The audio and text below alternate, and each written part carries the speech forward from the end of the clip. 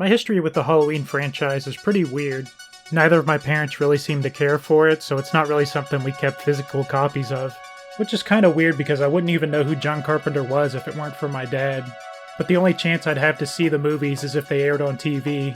Halloween 2003 was the first time I was able to catch a marathon of all the movies.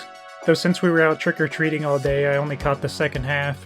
So the first Halloween movie I ever saw was Halloween 4, which isn't the worst place to start, I still like it. Though I did leave with a bad taste in my mouth, because at the time the last movie in that marathon was Halloween Resurrection. Even as a child, I knew something was very wrong with that movie.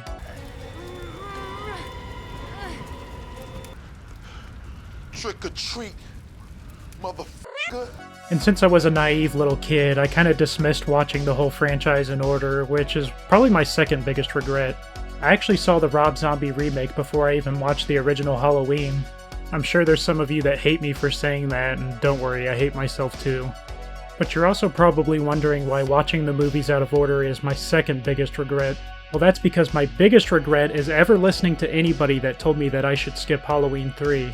For years, all anybody ever told me about it was that, oh, it doesn't have Michael Myers, and it's unrelated to everything else, so it's stupid and it's not really worth watching. And my dumbass was like, okay, seems legit. And to be kind of fair, at the time, I just thought most of the sequels sucked anyways, so it was easy to take somebody's word for it. And I've been kicking myself for not giving it a chance sooner because it's quickly become one of my favorite horror movies of all time. And that's the whole reason I decided to make this video. I know there's other people out there just like me who have been dismissing this one. I just can't look up this movie and think all these bad ratings are justified. I mean, I feel like I'm defending a friend in court or something. Balls. For fans of the franchise, I can kind of understand them feeling a little blue-balled by the fact this has absolutely nothing to do with Michael Myers. I feel like this is more common knowledge now, but for those of you who aren't aware, this movie was supposed to change the trajectory of the whole franchise. The original Halloween was supposed to be a low-budget standalone slasher flick. There really wasn't any sequels planned for it. The people involved in making it didn't even expect it to be much of a success. So of course when the movie made a fuck ton of money, the producer really pushed for a sequel. Though John Carpenter was already deep into production with The Fog, so he really had no interest in directing it. But they pressured him and Deborah Hill into making the script for the next one. Carpenter described that his writing of the screenplay mainly dealt with a lot of beer, sitting in front of a typewriter saying, "What the fuck am I doing?" And that's probably why the second one feels so generic. I mean, the first one, it's a guy in a white mask stabbing people in a small town, and in the second one, it's a guy in a white mask stabbing people in a hospital. And I don't hate Halloween 2, by the way, I just think it's really bland and doesn't elevate the material at all. But I can't really blame them for not elevating anything because there's nowhere to really go with this material. It's not a story that was made to be very expansive at all.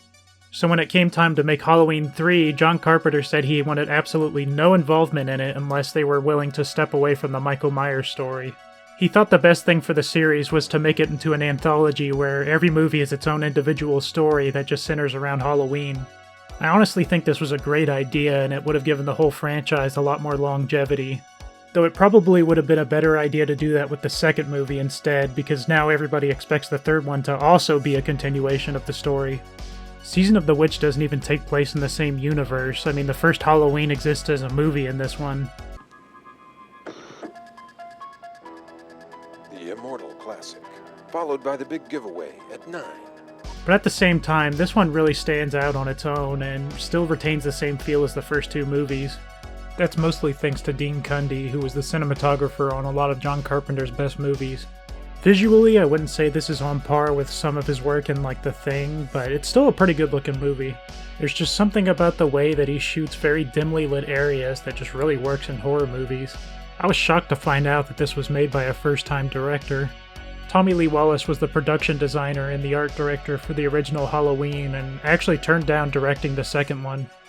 He and John Carpenter were actually childhood friends that went to film school together, both of them collaborating on Carpenter's first feature, Dark Star. The two even used to be in a rock band together called the Coupe de Villes. And even more interesting than that is that he went on to direct the miniseries for Stephen King's It. It just really impresses me that someone could just come in and knock it out of the park with their directorial debut. He does a really good job at pulling you into this mystery, even from the very beginning scene. But now I get into the story, which is my favorite part. It basically starts with this guy running away from some creepy dudes in gray suits. It's very obvious that they're trying to kill him, and he very narrowly escapes by crushing him between two cars. He ends up being found by a mechanic who drives him to the hospital. And it's here that we're introduced to the actual main character, Dan Chalice, who's played by Tom Atkins. He is like my favorite depiction of like a divorced dad that's ever been in any movie ever. Like in the late 2000s, everybody was obsessed with making disaster movies where every single main character was like a divorced dad, and it always just felt so phony. Like you only actually see his ex-wife the one time, and you can already tell that she's pretty stone cold. But for the rest of the movie, she just keeps calling him on the phone and finding any excuse to bitch at him about something. My ex-wife. No, I can't remember the name of the hotel. I'll call you Monday. I gotta go. Bye. Like he shows up at her house and she almost immediately throws a fit whenever the kids are excited to see him. Children, we leave our food at the table. She even knew he was coming with Halloween masks for the kids, and she undermines them by buying them completely different ones. Though to be fair, I don't know where you go to find masks that are that horrible. And before he can even say anything, he gets paged back to the hospital, showing us that he's a doctor and that his job probably kept him away from home a lot. They don't even have to tell me anything else to know the entire story of their marriage. Though I also suspect an affair was involved because Dan is one of the horniest characters I've ever seen in any movie ever. I think I should have married you, Agnes. Watch it, bus driver. Yeah. Thanks again. Like, I wouldn't be surprised if he was fucking everybody in the hospital, patients included. Anyway, he's called to the hospital to work on the guy that we saw in the beginning. But once the guy hears the jingle for these new popular Halloween masks, he starts losing his freaking mind. They're going to kill us. All of us. This jingle plays a lot in the movie because it's very important to the plot, but like, it is such an earworm song. It gets stuck in your head almost immediately. 8 days to Halloween. Turn that down. But once this guy hears it, he starts losing it, saying that they're gonna kill us all, which raises a lot of questions since the only thing that he has on him is one of the masks from this company. But then the guy passes out, and then everybody's just like, well, I guess he's just crazy or something. But while everybody's just chilling for the night in the hospital, this guy in the gray suit just comes in and just kills the guy in the most brutal way.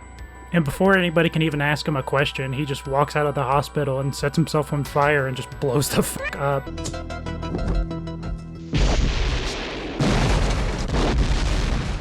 And the next day, the guy's daughter shows up, and obviously she's pretty fucked up by the fact that her dad was killed in such a brutal way for like no reason. She goes to Dan to ask if her father said anything before he died, and at first he tries to lie to her about it. I guess it was to keep her from getting mixed up in all this, but he ends up telling her anyways. I thought he was crazy, out of his mind. He's hanging onto a Halloween mask. He wouldn't let it go. And what he said was, they're gonna kill us all. And in a little while, he was dead. The two team up to find out what's going on, and they decide to poke around at her father's business to see where he went. They quickly find out that the last place he went was to the Silver Shamrock Corporation to pick up more Halloween masks. The same ones that keep being advertised on TV and radio. So the two of them go on a road trip to where these masks are made. And this is when things really start getting interesting. You basically step into like a George Orwell novel. Everything about this town and the people in it is just creepy as fuck. I mean, there's cameras everywhere, there's microphones hidden all over the place. They are entirely run by this corporation that's just always looming over the entire town. Like the president of the Silver Shamrock Corporation comes rolling around in his limousine, and even though everybody's excited to see him, he's just so menacing. A great man, Colonel Cochran. A true genius. And I can't leave this video without mentioning Dan O'Herlihy.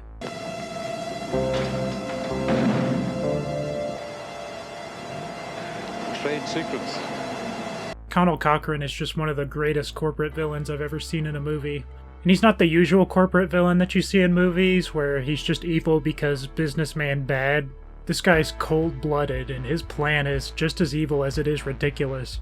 But as much as I would love to dissect the rest of this movie and just say, hey, who cares about spoilers for a movie that's literally over 40 years old, I feel like I would be doing a huge disservice to you if I were to give the rest of it away. This one's really better if you go in completely blind.